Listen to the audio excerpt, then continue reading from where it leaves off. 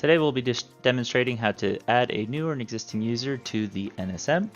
To begin, we want to be signed into our MySonicWall account under the super admin account, and we want to go to user groups. Now there are two options in here. We have it by affiliation or user list. For affiliations, this is if you have an external user that you want to invite, and for user lists, this would be for internal users that are using the same domain, and that's where we can invite those users as well. User groups, this is where we can create a new group. If you're doing it through affiliation, it's going to create a new group through that affiliation. You'll see this little icon here if it is an affiliated group. If it is not, you won't see any icon, and if it's the default group, you'll see this icon right here. Now for the affiliation, I have already created one and I have added it here.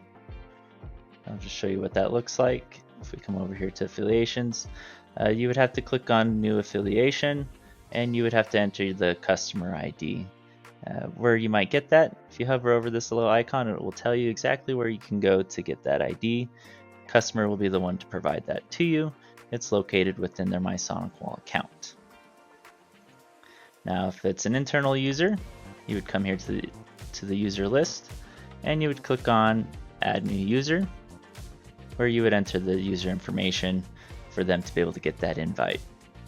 As you can see, I've already done that, so to save us some time, we'll come back here to user groups and I'll show you the two groups that I have. For the one that is affiliated, you can see the icon. If we click on this, we're then able to edit it. You can see the user that I've invited is here, and they have access to the list of tenants that I have designated under here. Now for permissions, we can modify this, and this is where we would set if we want them to have admin privileges or read-only privileges, etc. Now for the internal user group that I created, we can see that I've added him here. If you want to click on add users, you can do more on your list or invite someone new. And tenants, you would select which tenants you want to add in.